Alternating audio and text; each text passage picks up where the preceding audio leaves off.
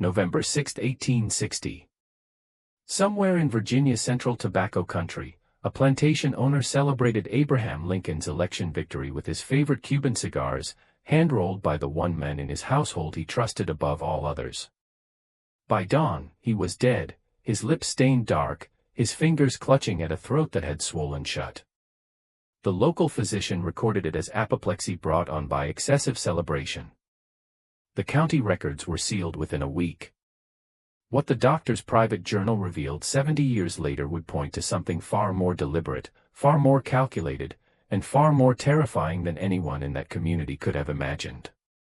Tonight, we uncover what truly happened in that smoking room and why 3 other men died the exact same way before anyone connected the deaths to the one person present at every celebration. Before we continue with the story of what occurred in Buckingham County on that election night, I need you to do something.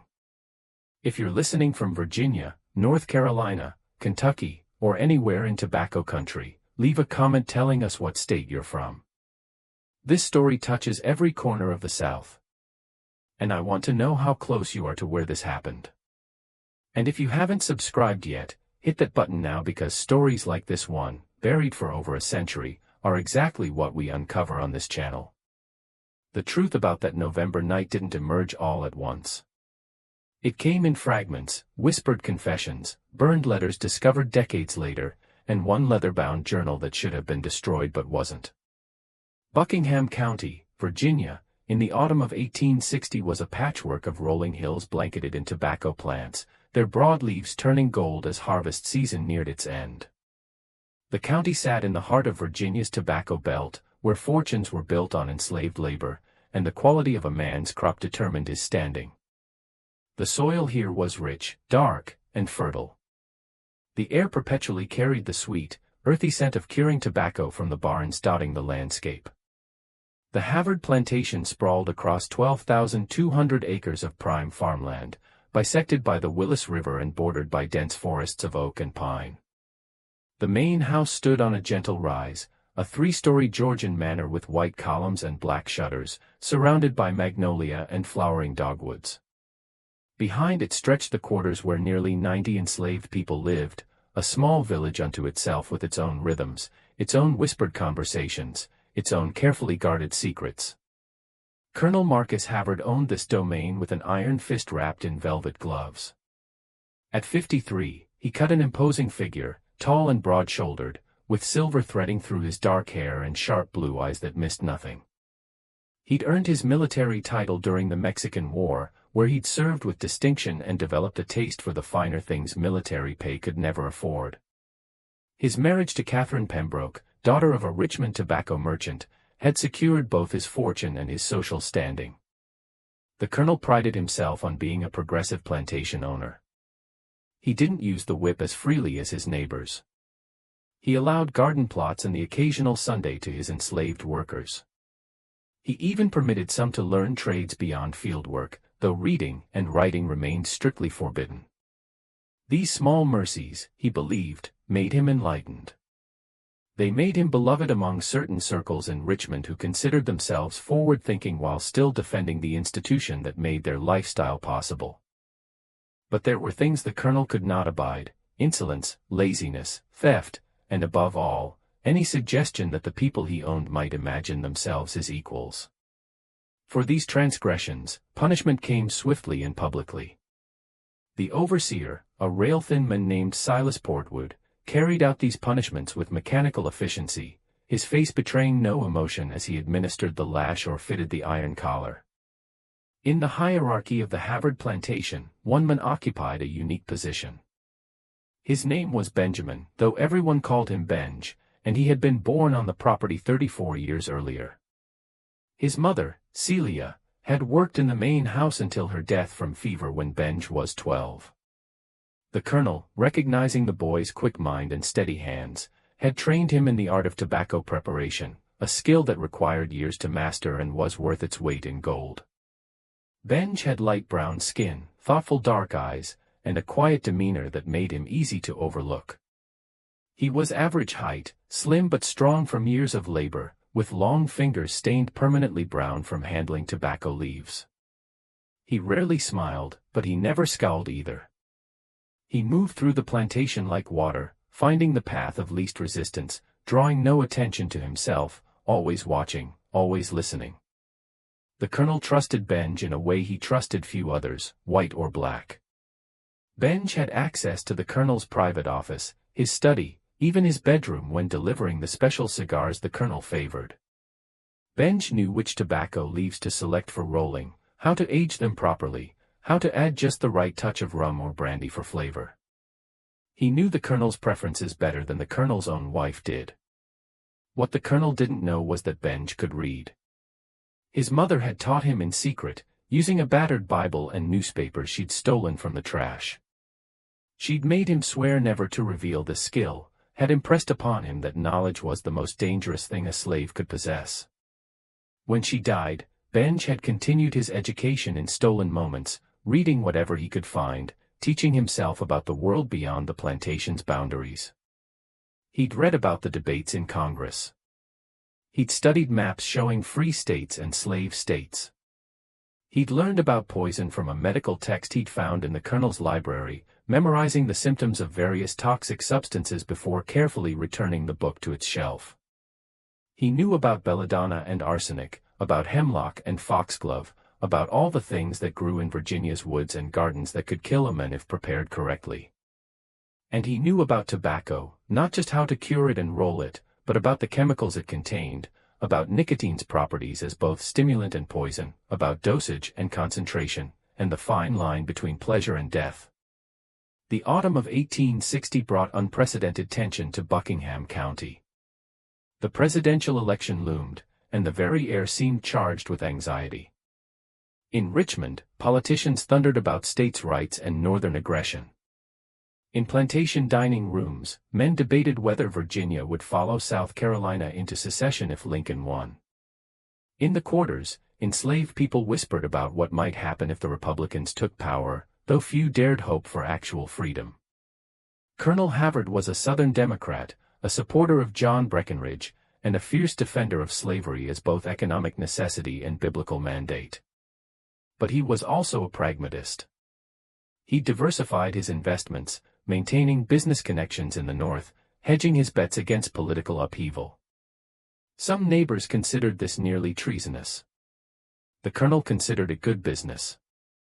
He hosted a dinner party 2 weeks before the election, gathering a dozen of the county's most prominent men to discuss strategy. Benj served the meal and poured the wine, his face a mask of respectful attentiveness while his ears captured every word. They talked about mobilizing voters, about intimidation tactics for those who might support the Republicans, about contingency plans if Lincoln won. One man, a lawyer named Sutherland, suggested that Lincoln's election might be the spark that lights the powder keg of Southern independence. The colonel disagreed. Lincoln's election means nothing without congressional support. The man's a backward lawyer with delusions of adequacy. He'll be hamstrung from day one. We'll weather this storm as we've weathered all the others. Our way of life is ordained by God and secured by economics. No amount of Northern moral posturing can change that. As Benj refilled the colonel's glass, their eyes met for just a moment. The colonel saw nothing but dutiful service. Benj saw a man who believed himself invulnerable, a man grown comfortable in his power, a man who'd forgotten that the people he owned were still people, still capable of thought and planning and rage. After the guests departed, the colonel retired to his study for his evening cigar. Benj brought him his favorite blend, a rich Maduro wrapped in a Connecticut broadleaf, perfectly rolled and aged for exactly 6 months. The colonel lit it with a satisfied sigh, settling back in his leather chair to savor the complex flavors, the smooth draw, the perfect burn. "You've outdone yourself with this batch, Benj," the colonel said, examining the cigar with appreciation. "The flavor is exceptional. What did you do differently?" "Just a touch more aging time, sir," Benj replied softly. "And I selected only the finest leaves from last season's crop.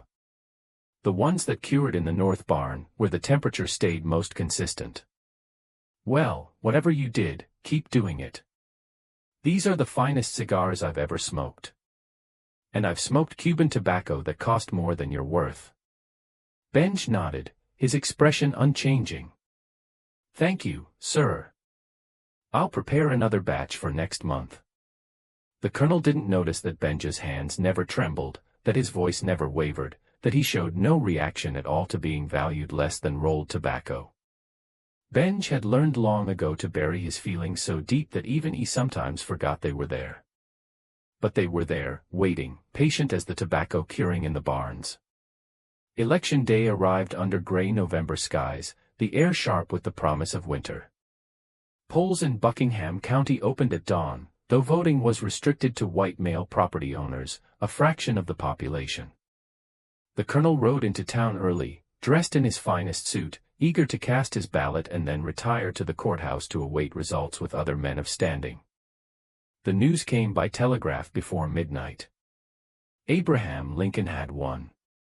He'd carried the North decisively, and though he'd received not a single electoral vote from the South, the mathematics of victory were undeniable.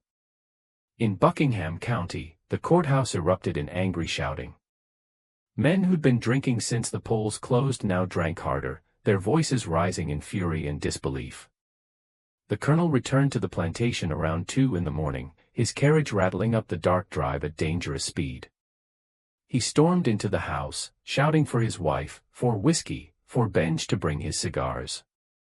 Catherine Havard appeared in her dressing gown, her face pale and frightened.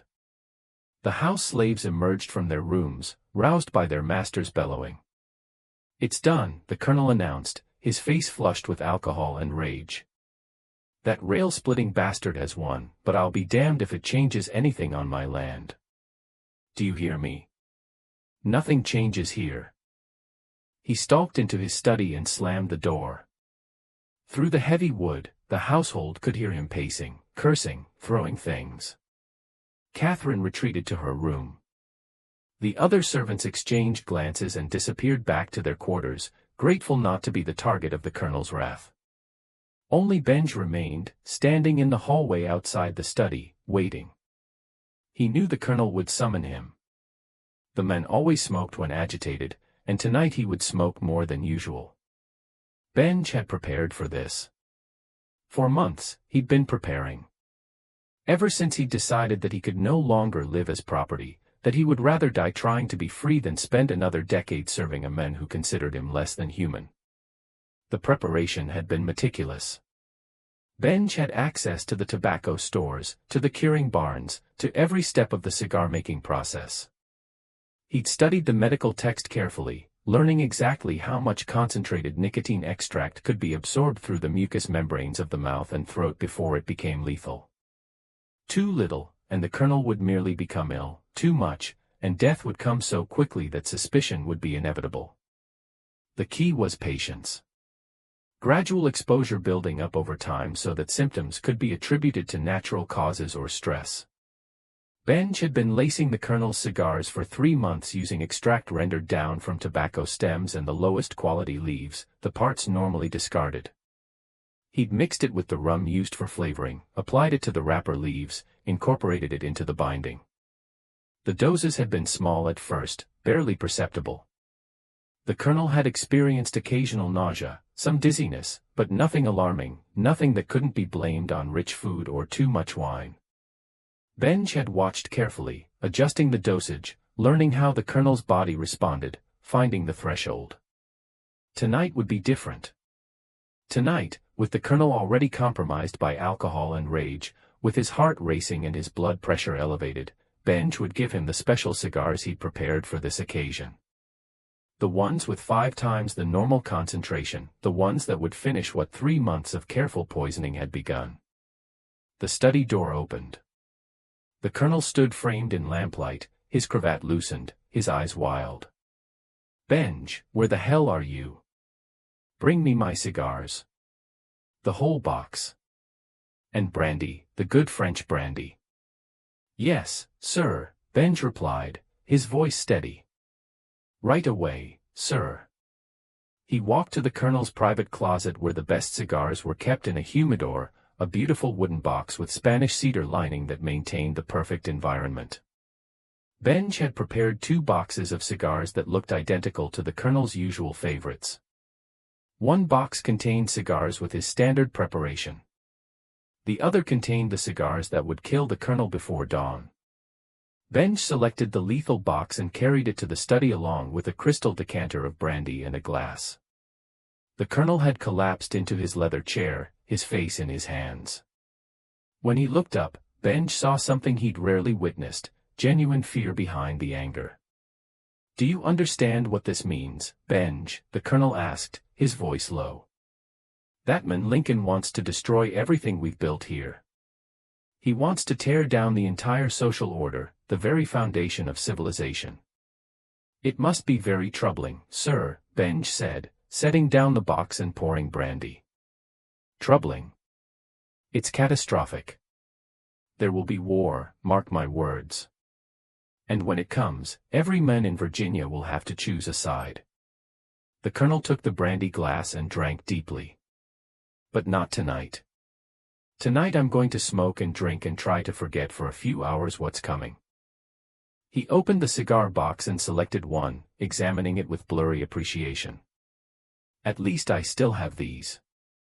At least I still have the best tobacco in Virginia and a man who knows how to prepare it properly." He lit the cigar and drew deeply, his eyes closing in momentary pleasure. Benj stood quietly by the door, watching. The Colonel smoked steadily, working through the first cigar in less than 20 minutes before immediately lighting a second. He drank more brandy. He ranted about Northern aggression, about states' rights, about the Constitution. His words became increasingly slurred, his movements less coordinated.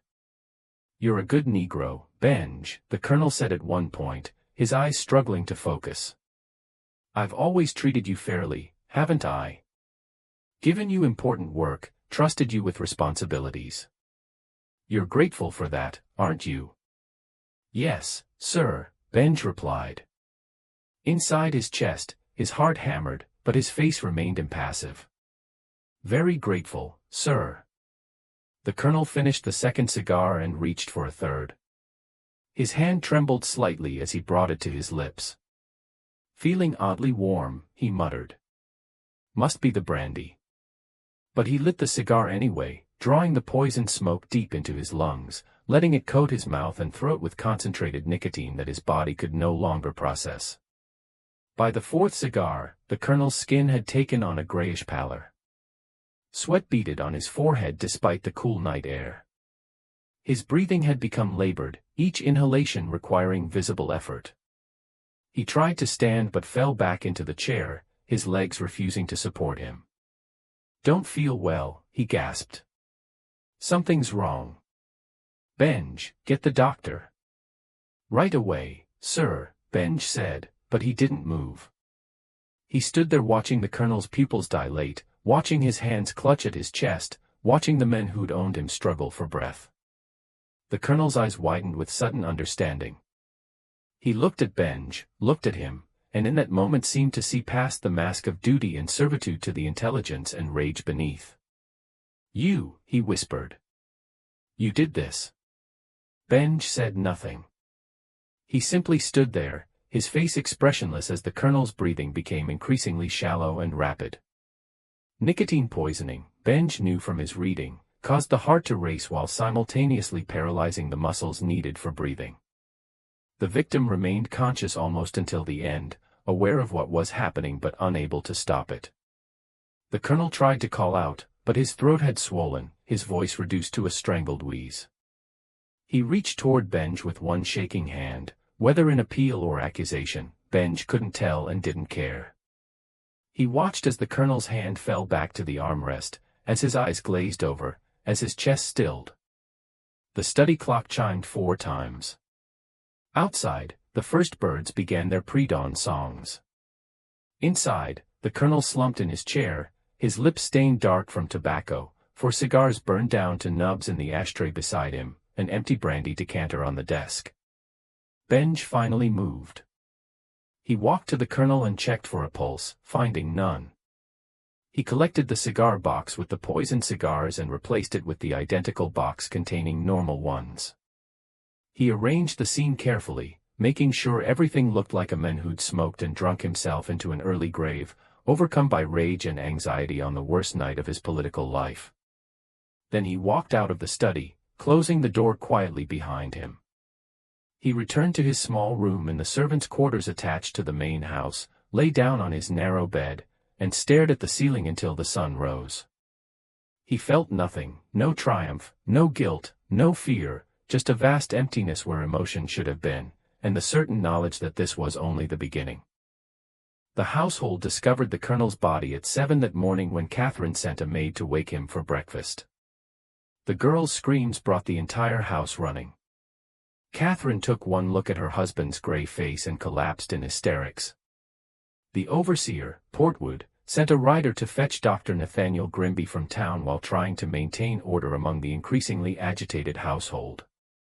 Dr. Grimby arrived within the hour, a middle-aged man with spectacles and a perpetually worried expression.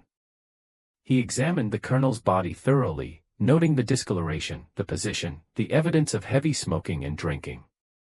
He questioned Catherine about her husband's state of mind the previous evening, documented the political stress and excessive celebration. Apoplexy, he pronounced finally. Brought on by excessive agitation, alcohol, and tobacco use. I've seen it before in men of the colonel's age and temperament. The shock of the election results combined with his intemperate habits proved too much for his constitution. Catherine accepted this explanation through her tears. The servants accepted it because they had no choice. The neighbors who came to pay their respects accepted it because it fit their understanding of how the world worked. Prominent men sometimes dropped dead from stroke or heart failure, especially during times of stress. There was nothing suspicious about it. Only Benj knew the truth, and he carried that knowledge like a stone in his chest, heavy, but manageable. The funeral took place 3 days later under cold November rain. Nearly 200 people attended, filling the small Episcopal church in town and spilling out into the muddy churchyard. They buried the colonel in the family plot on the plantation beside his parents and his infant son who died of fever in 1847. The Episcopal minister delivered a lengthy eulogy praising the colonel's service to Virginia, his business acumen, his kindness to his dependents. Benj stood in the back with the other house servants, his head bowed respectfully, listening to the minister describe a man he'd never known.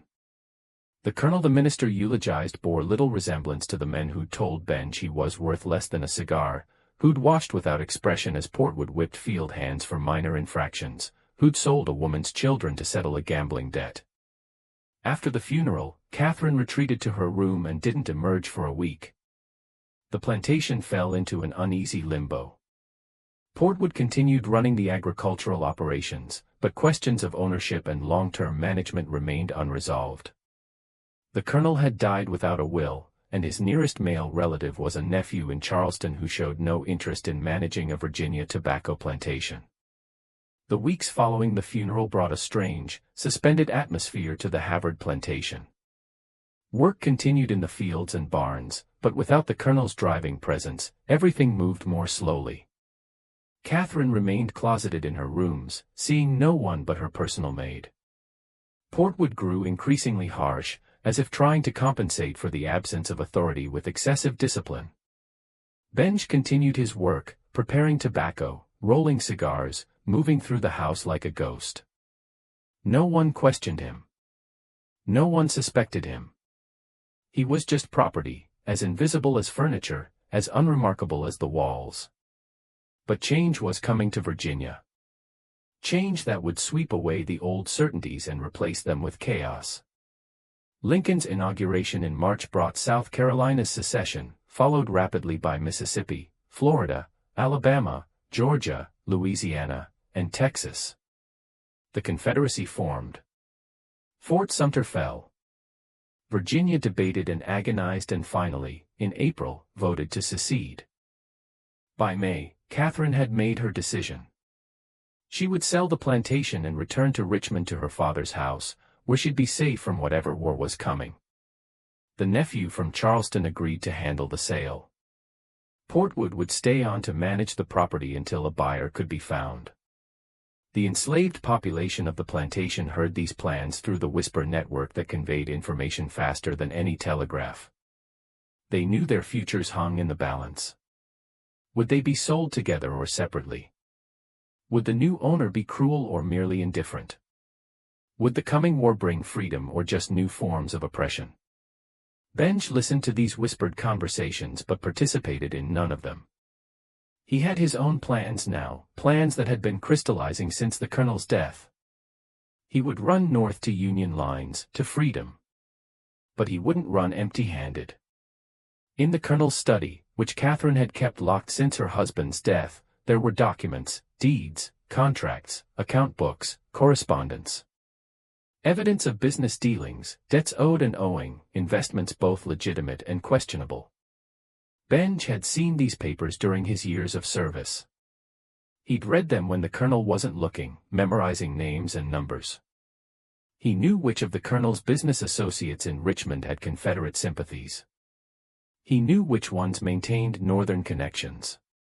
He knew about the weapons stored in the barn behind the cooperage, ostensibly for plantation defense but actually intended for Confederate forces. He knew about the gold coins hidden in a floor safe in the colonel's bedroom. This knowledge could be valuable to the right people. It could be very valuable indeed. 2 weeks before Catherine's planned departure for Richmond, Benj made his move. He waited until a cloudy, moonless night when Portwood had ridden into town for supplies. Using a key he'd made months earlier from a wax impression, he let himself into the colonel's study. Working by the light of a shielded candle, he photographed his memory of the most important documents, committing specific details to memory since he couldn't risk taking the originals, names, dates, amounts, locations. Evidence of Confederate weapons caches, lists of Southern sympathizers in Northern cities, correspondence suggesting plots to disrupt Union supply lines. He found the deed to the plantation, noting the property boundaries and the names of neighboring landowners. He found the household inventory, including the names and estimated values of every enslaved person on the property. His own name was there, Benjamin, age 34, tobacco specialist, valued at $1,800. That was what he was worth to these people, less than a good horse, less than the chandelier hanging in the dining room. He committed it all to memory, then carefully returned everything to its place. He locked the study door and slipped back to his room without encountering anyone. The next morning, he worked as usual, showing no sign of the previous night's activities. 3 days later, he disappeared. The discovery of Benj's absence came at dawn when the cook needed tobacco brought from the curing barn for the household's morning supply. She sent a boy to fetch Benj, but his room was empty, his few possessions gone, his palate cold. Portwood was summoned.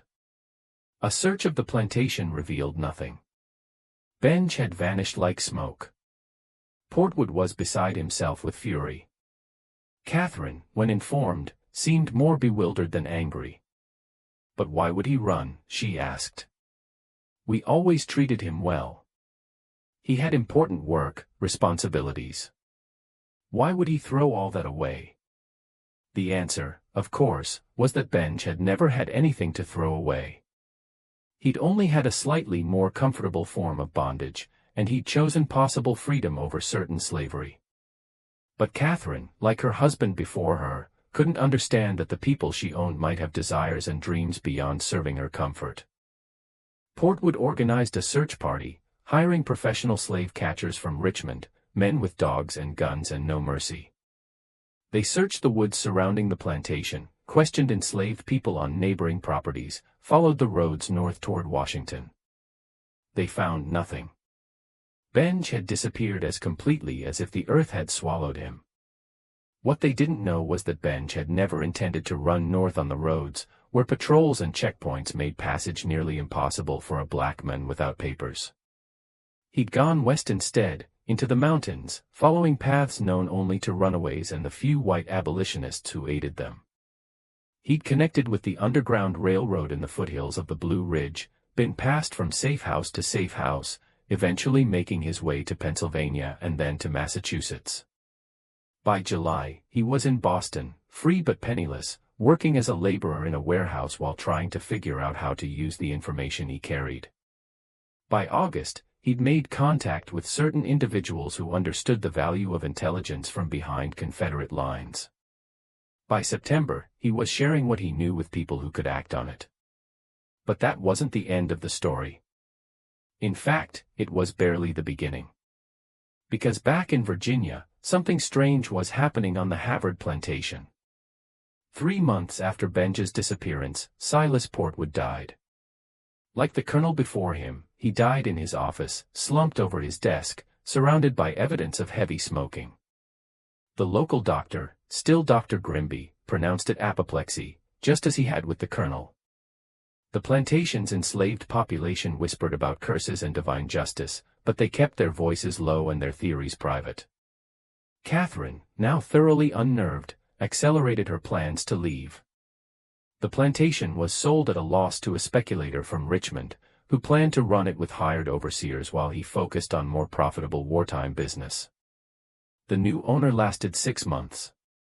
He died in February 1862, found in the plantation's main house study, his lips stained dark, several expensive cigars burned to ash in the tray beside him. Once again, Dr. Grimby was called. Once again, he diagnosed apoplexy. But this time he was troubled. 3 men. 3 deaths. All in the same location, all presenting with similar symptoms, all associated with the same plantation. He confided his concerns to the sheriff, who suggested that perhaps the study itself was the problem, bad air perhaps, miasma from the river, something in the ventilation. They had the study thoroughly cleaned and aired. They burned sulfur candles to purify the space.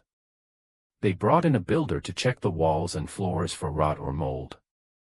They found nothing unusual, just a well-appointed room with book-lined shelves, a large desk, comfortable chairs, and a persistent smell of tobacco smoke that no amount of cleaning could eliminate.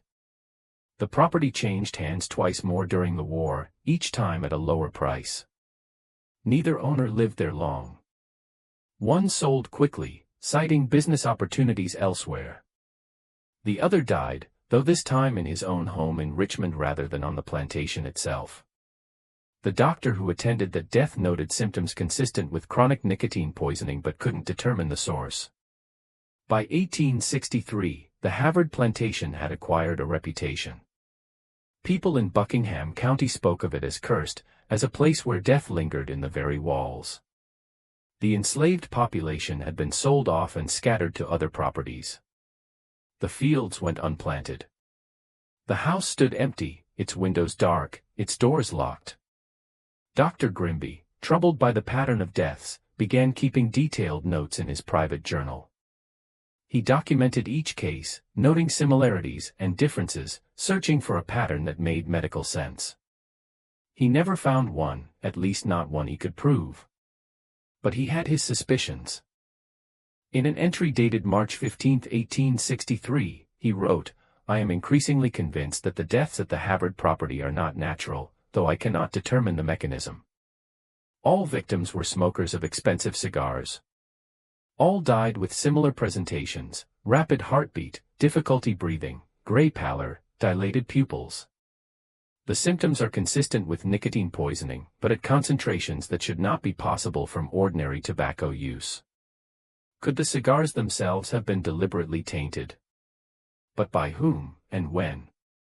The original victim, Colonel Havard, kept his cigars locked away. Only his most trusted servants had access. I am left with an impossible conclusion, that one of his servants somehow learned to weaponize tobacco, using the colonel's own vice against him. But how? And, more troublingly, if this was murder, what happened to the other victims? Did the poisoner return? Or did he leave something behind? Some cache of tainted cigars that continued to kill long after his departure. Grimby never published these suspicions. The war was raging, and he had more immediate concerns than mysterious deaths on an abandoned plantation. He treated wounded soldiers, delivered babies, tried to keep his community alive through years of deprivation and occupation. His journal remained private, locked in a drawer in his office. But he wasn't wrong. The deaths weren't natural, and the answer lay not in cursed ground or bad air, but in a dozen boxes of cigars that Benj had prepared before his escape. Cigars infused with concentrated nicotine extract at levels just below immediately lethal, but well above safe. He'd hidden these boxes throughout the plantation, in the humidors where the colonel kept his best tobacco, in the overseer's office, in the main house's smoking room. Every man who purchased the Havard plantation inherited not just land and buildings, but a slow death hidden in wooden boxes with Spanish cedar lining. Every man who lit one of those specially prepared cigars was consuming poison, building up toxic levels in his bloodstream with each smoke until his body could no longer compensate. Benj had calculated it perfectly.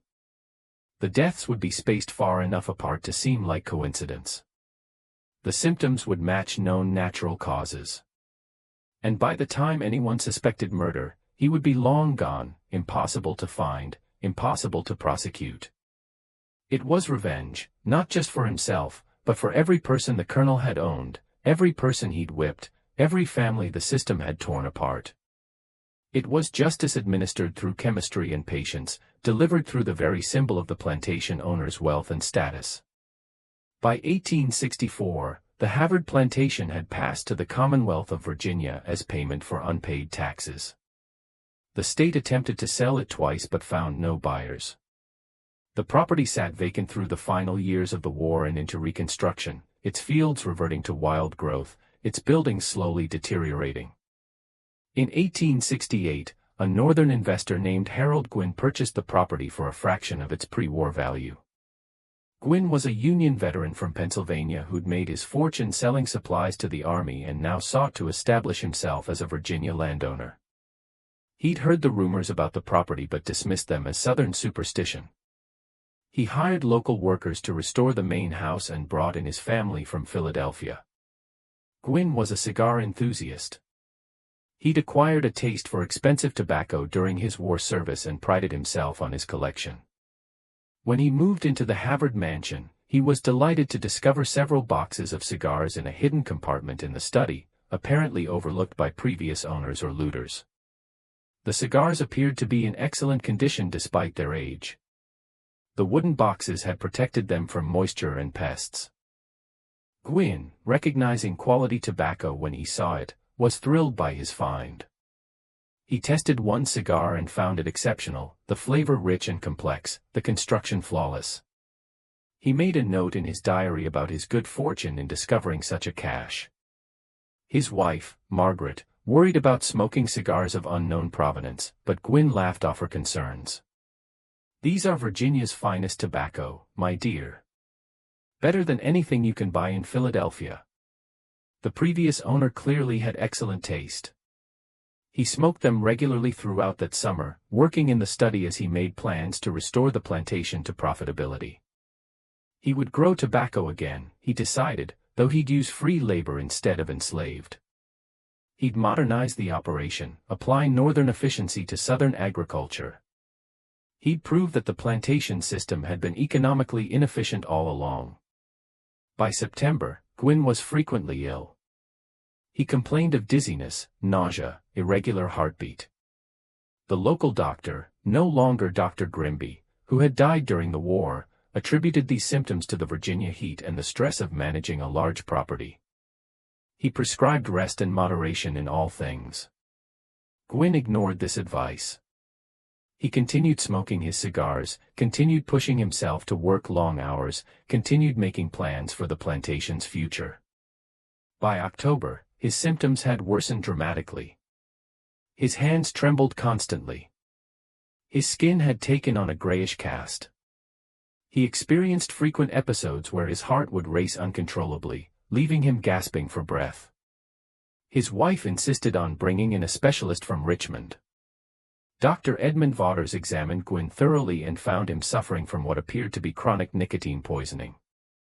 When questioned about his tobacco use, Gwynn admitted to smoking 5 or 6 cigars daily, sometimes more when working late. "That's excessive," Dr. Vaughters said bluntly. "But shouldn't produce symptoms this severe unless the tobacco itself is unusually potent or somehow contaminated." He asked to examine Gwynn's cigars. Gwynn showed him the boxes he'd found, explaining that they'd been hidden in the study for years. Dr. Vaughters took several cigars back to Richmond for analysis by a chemist he knew at the Medical College of Virginia. The chemist's report, delivered 2 weeks later, was alarming. The cigars contained nicotine at concentrations 4 to 5 times higher than normal.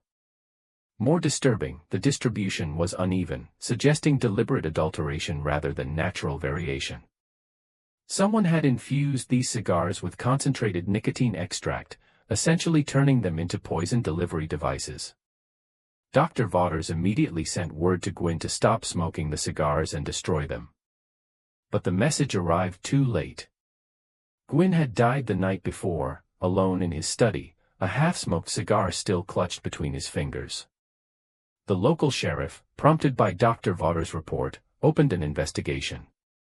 He questioned the household staff, examined the study, sent more cigars to Richmond for analysis. All tested positive for excessive nicotine. The sheriff concluded that Gwynn had died by misadventure, the victim of tainted tobacco of unknown origin. But Dr. Vaughters wasn't satisfied with this explanation. He knew the Havard plantation's history, knew about the previous deaths. He requested access to Dr. Grimby's papers and was eventually given permission to review the old doctor's private journals. Reading Grimby's suspicions, Vaughters began to piece together a pattern. All the deaths involved men who'd purchased the Havard plantation. All had occurred in or around the study.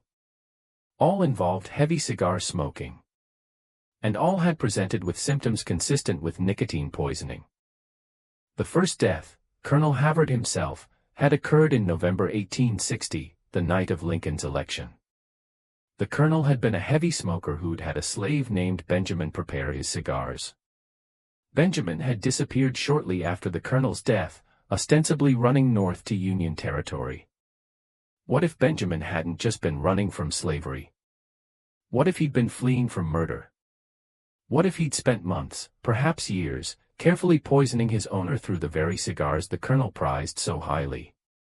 Vaughters couldn't prove any of this. Benjamin, if he was still alive, was somewhere in the north, beyond Virginia's jurisdiction. The other potential witnesses, the enslaved people who'd lived on the plantation, had been sold and scattered. The physical evidence, the poisoned cigars, had now been destroyed on his own orders to prevent further deaths. But the pattern was clear. Someone, almost certainly Benjamin, had created those lethal cigars before his escape. He'd hidden them throughout the plantation, knowing they'd eventually find new victims among the men who profited from slavery. He'd weaponized tobacco, turning the plantation's cash crop into an instrument of delayed revenge. Dr. Vaughters documented his theory in a detailed report to the sheriff, laying out the evidence and explaining the medical mechanism. The sheriff filed it away, unsure what to do with accusations against a men who'd been gone for nearly 8 years and whose current whereabouts were unknown. The Gwynn family sued the Commonwealth of Virginia, claiming they'd been sold a death trap. The case dragged through courts for 2 years before being dismissed. The Havard plantation reverted to the state once again. This time, no one would buy it. The property acquired a reputation as genuinely cursed, a place where death lingered in the very foundations. Local people told stories about it, each tale growing more elaborate with retelling.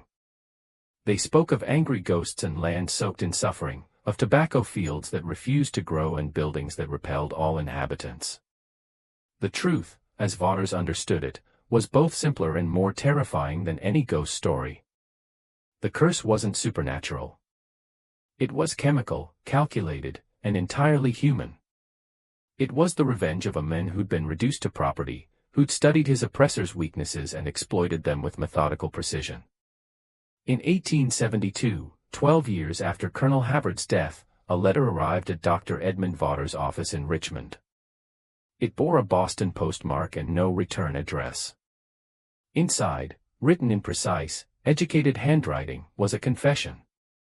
The letter began simply, "Sir, I understand you have been investigating the deaths at the former Havard plantation in Buckingham County. I write to inform you that your suspicions are correct. My name is Benjamin Freeman, formerly the property of Colonel Marcus Havard. I killed him. I also killed Silas Portwood and created the means by which several other men died. I am not sorry. I am writing to you so that the truth may be known and so that you may understand that what happened was not curse or accident but justice. The letter continued for several pages, laying out in clinical detail exactly what Benj had done. He described his years of study, learning to read in secret, educating himself from stolen books. He explained his discovery of nicotine's properties as both stimulant and poison, his experiments with concentration and dosage, his careful testing to find the threshold between illness and death. I began with small doses, the letter read, mixed into the Colonel's cigars over a period of months. He would feel mildly unwell but attributed it to other causes. His body was building up a tolerance, but also accumulating damage to his heart and nervous system. By election night, he was already compromised. The heavily dosed cigars I prepared for that evening were merely the final blow to a system already weakened. Benj described his preparation of additional boxes of poison cigars, his decision to hide them throughout the plantation. I knew the property would be sold, he wrote. I knew other men would come, men who saw profit in the land where I and others had suffered. I left them gifts. Boxes of the finest tobacco, aged and rolled to perfection, infused with concentrated death. Whoever found them would think themselves fortunate. They would smoke, and they would die as the Colonel died, wondering what had gone wrong. The letter explained his escape, his journey north, his new life in Boston. He'd taken the surname Freeman for obvious reasons. He worked as a tobacconist, ironically enough, using his legitimate skills to earn an honest living. He'd married. He had children. He was, by all measures, a respectable member of his community. I tell you this, the letter concluded, not from guilt, for I feel none, but from a desire for truth. The world should know that what happened at the Havard plantation was not mysterious or supernatural. It was the deliberate action of a man who had been told his entire life that he was property, that he existed only to serve, that his thoughts and feelings and humanity meant nothing. I proved them wrong. I proved that the people they enslaved were capable of great complexity of thought and action. I proved that we could plan, could execute, could achieve goals that required patience, intelligence, and skill. In killing my oppressor with his own cigars, I demonstrated more sophistication than most of them credited any Negro with possessing. That demonstration, sir, was as much the point as the revenge itself. Dr. Vaughters sat in his office for a long time after reading this letter, staring at the careful handwriting, considering what to do. He was technically in possession of a murder confession.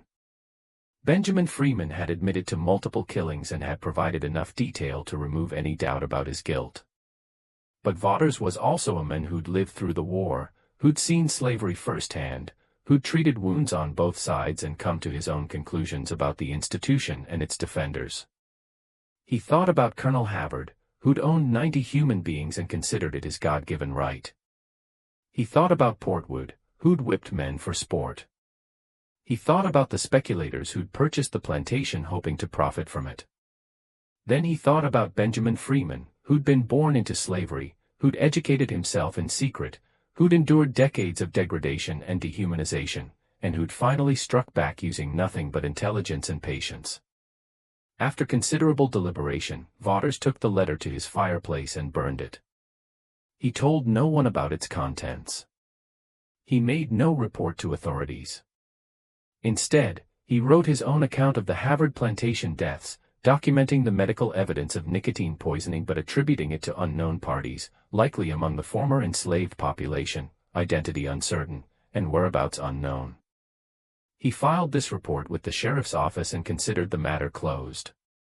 If Benjamin Freeman was living peacefully in Boston, married and working an honest trade, what purpose would be served by prosecution? The man had been property. Under the laws that had governed Virginia for decades, he'd had no legal rights, no recourse against abuse, no hope of justice through legitimate channels. He'd created his own justice. Vaughters couldn't bring himself to condemn him for it. The Havard plantation remained unsold through the 1870s and into the 1880s. The buildings gradually deteriorated, reclaimed by vines and weather. Local children dared each other to approach the property after dark, spinning ever more elaborate stories about what haunted it. Occasionally, someone would break in to explore, but they never stayed long. The house felt wrong, they said. Too quiet, too heavy with the weight of old suffering. During this period of abandonment, something curious happened. Former enslaved people from the Havard plantation, now scattered across Virginia and beyond, began to share stories among themselves. In churches and gathering halls, in private conversations held far from white ears, they spoke of Benj. Most had known him as quiet, unremarkable, a man who kept to himself and did his work without complaint. But now they remembered small things. The way he'd sometimes watched the Colonel with an unreadable expression. How he'd always seemed to know things he shouldn't know. How he'd disappeared the very week the Colonel died. Some claimed they'd known all along what he'd done. Others swore they'd suspected but had kept silent, understanding that silence was the only protection they could offer. A few elderly men and women, freed by the war and now living in Richmond's growing black community, would occasionally tell younger generations about the tobacco man who made his master smoke death. The stories were never detailed, always vague enough to maintain deniability. But the message was clear: resistance was possible, even for those who seemed powerless. One woman, formerly enslaved on a neighboring plantation, told her grandchildren in 1891 about a conversation she'd had with Benj years before his escape. They'd been at a quilting bee where enslaved people from several plantations had gathered. Benj had been quiet as always, but at one point he'd said something that stuck with her: tobacco built this world. Maybe tobacco can tear it down, too. She hadn't understood what he meant at the time. Only later, after the deaths began, did his words take on new significance. The transformation of the Havard property reflected broader changes sweeping through Virginia during Reconstruction and beyond. The old plantation system had collapsed, replaced by sharecropping and wage labor that often proved only marginally better than slavery. But the land itself became symbolic of something: the impermanence of the system that had seemed eternal, the vulnerability of those who believed themselves invincible. By the time the main house burned in 1889, attitudes toward the property had calcified into superstition and avoidance. No developer would touch it. No farmer wanted to build near the old house site. The very ground seemed tainted, though of course it was memory that poisoned the land, not anything in the soil itself. The stories grew more elaborate with each telling. Lights seen in windows of the ruined house. Phantom smells of tobacco smoke drifting through empty rooms. The sound of footsteps pacing the study where so many had died. What no one discussed openly, but many understood privately, was that the curse on the Havard plantation was the curse of slavery itself. The property had been built on human suffering, maintained through violence and degradation. And when that foundation crumbled, everything built upon it collapsed as well. The deaths of the white men who'd tried to profit from it seemed like justice to some, coincidence to others. But everyone agreed the place was better left abandoned.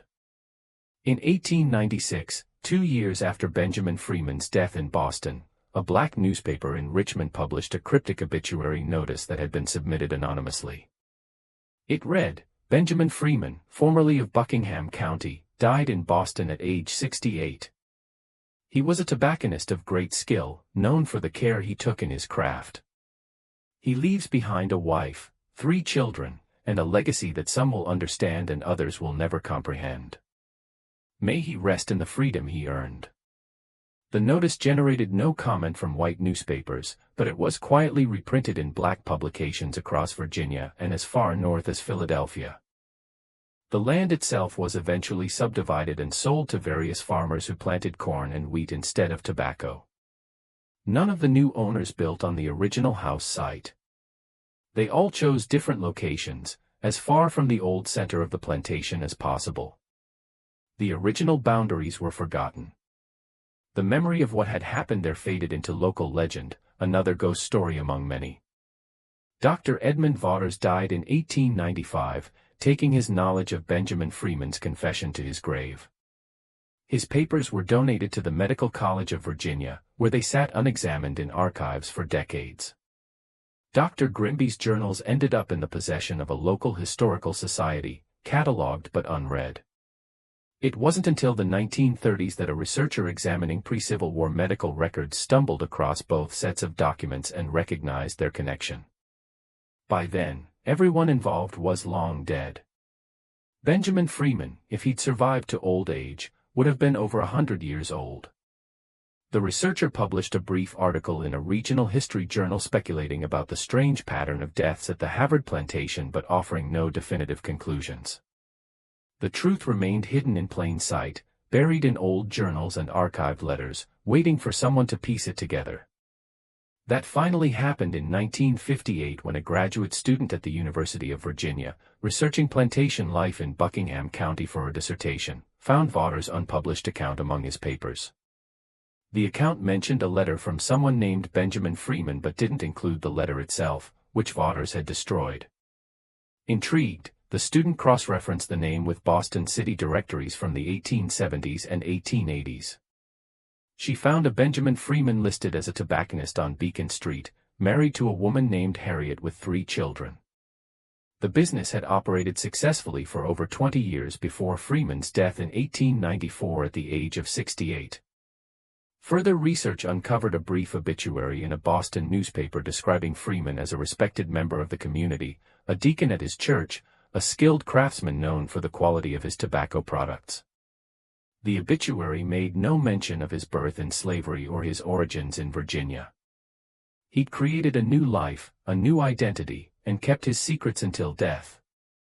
The student included these findings in her dissertation but framed them carefully, presenting them as suggestive but not conclusive evidence of one enslaved person's remarkable act of resistance. She noted that if Benjamin Freeman had indeed poisoned Colonel Havard and others, his actions represented a level of sophisticated planning and execution that challenged contemporary assumptions about the intellectual capabilities of enslaved people. Her dissertation was accepted but not widely read.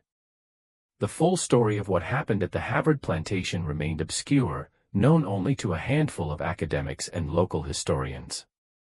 The property itself continued its quiet existence as farmland, its dark history forgotten by the families who worked the soil. But the truth, once discovered, has a way of persisting. In the 1980s, another researcher working on a book about slave resistance in Virginia found the graduate student's dissertation and recognized its significance. She investigated further, finding additional evidence in shipping records that showed Havard importing Cuban tobacco, and in account books that documented the plantation's cigar production. She published a book in 1992 titled Poison Tobacco, Benjamin Freeman and the Havard Plantation Murders. The book presented the full story, drawing on all available documentation, including excerpts from Grimby's and Vatter's journals. It generated some academic interest and a modest amount of controversy, with some scholars questioning whether the evidence was sufficient to prove Freeman's guilt. But to most readers, the truth was self-evident. Benjamin Freeman had been born into slavery, had endured 34 years as property, had educated himself against all odds, and had finally struck back at his oppressor using intelligence, patience, and the very crop that made Virginia wealthy. He'd turned tobacco, the foundation of the plantation economy, into a weapon of resistance and revenge. He'd killed not just one man, but several, not through passion or violence, but through calculated poisoning that mimicked natural causes. He'd escaped to freedom and built a successful, respectable life, never once betraying through word or deed what he'd done or what he was capable of doing. He'd proven, in the most dramatic way possible, that enslaved people were human beings capable of sophisticated thought and action, that they could plan and execute complex schemes, that they possessed intelligence and agency their oppressors consistently denied them. And he'd done it all with cigars. The tobacco that represented Virginia's wealth, that funded the plantation system, that was produced through enslaved labor, became the instrument of that system's destruction, at least in one small corner of Buckingham County. The masters smoked their own downfall, literally inhaling the concentrated essence of their crime. Benjamin Freeman lived free for 34 years, exactly the same number of years he'd spent enslaved. He died in his bed, surrounded by family, his secrets intact. He was buried in a Boston cemetery under a simple headstone that read, Benjamin Freeman, 1826 to 1894. Beloved husband and father, now at rest. The Havard plantation is farmland now, divided among several owners. Its dark history known only to academics and local historians. The buildings are gone. The tobacco barns have collapsed. The quarters where 90 people once lived in bondage have returned to forest. But the land remembers. The soil that was enriched with blood and sweat and tears remembers. And somewhere in the archives, in journals and letters and research papers, the truth remains, waiting to be discovered again by each new generation that asks what really happened on that election night in November 1860, when a slave killed his master with poisoned cigars and walked away into freedom. Final Integrative CTA. This is the story of Benjamin Freeman, tobacconist, deacon, father, and murderer. It's a story about revenge and resistance, about intelligence and patience, about a man who refused to accept his status as property and did something about it. Whether you see him as villain or hero depends on where you stand, but his actions remain undeniable. He turned the symbol of his oppression into the instrument of his liberation, proving that even the most powerless could strike back if they were clever enough, patient enough, and willing to accept the consequences. What do you think of this story? Do you believe Benjamin Freeman was justified in what he did? Or do multiple wrongs never make a right, even in the context of slavery? Leave your thoughts in the comments below. If you found this story as compelling as I did while researching it, hit that like button.